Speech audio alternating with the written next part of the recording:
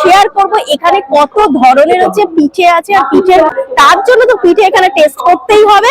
চলো, বাংলার পিঠেপুলি উৎসব শুরু হয়ে গেছে 12 তারিখ থেকে 16 তারিখ অবধি। নমস্কার, রাজডাঙ্গা নবোদয় সঙ্গের আমি অর্চনা দত্ত।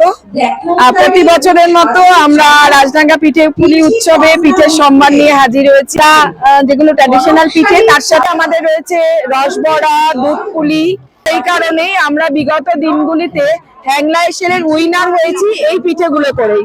তার মধ্যে আছে আমাদের পটল পিঠে, যেটার নাম পটেশ্বর। এছাড়া রয়েছে আমাদের ছোলার ডালের পিঠে, যেটা আমরা ছোলা। স্টল নেমটা বলুন। আপনার নাম? সুজাতা সিং। কন্টাক্ট নাম্বারটা শেয়ার করুন। 9874319050। কি কি পিঠে? নারকেলের পাটিসাপটা, ক্ষীরের পাটিসাপটা। প্রাইস রেট কিরকম আছে আপনাদের স্টলে?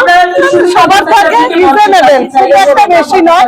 আচ্ছা, তো মোটামুটি, খুব খারাপ না। আচ্ছা, তো আগের বছরেও আপনারা এখানে বসেছিলেন, তো তো প্রতি বছরের মতো এই বছরের ডিফারেন্সটা কি আছে? ডিফারেন্স এলো হয়েছে লোক সংখ্যা।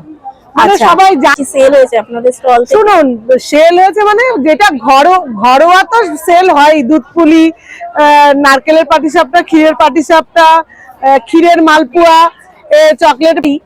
আর মধ্যে সেল হচ্ছে এখন বাচ্চাদের চকলেট। আচ্ছা, আপনার নামটা বলুন। তাপসী।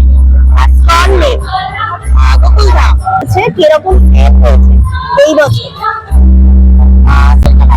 কি কি পিঠে এই বছর এনেছে? আমার কাছে প্রত্যেকদিন প্রায় 17 রকম পিঠে থাকে, তার মধ্যে কিরকম প্রাইস আছে? অ্যাকচুয়ালি রিজনেবল প্রাইস বলতে এটা ডিপেন্ড করে যে মানে যেরকম আমাদের খরচাটা হয় সেই অনুযায়ী আমরা। সো গাইস, আরেকটা স্টলে চলে আসলাম। যা তো স্টল নেম। আচ্ছা, তো কি কি বেগুন পিঠে? আচ্ছা, তিন রকমের পাটিসাপটা আছে। ক্ষীরের পাটিসাপটা, প্রাইস তো রিজনেবল না। কন্টাক্ট নাম্বারটা শেয়ার করুন। তো এই বছর কিরকম সেল হয়েছে? ভালো হয়েছে। সব থেকে বেশি কোনটা সেল হয়েছে?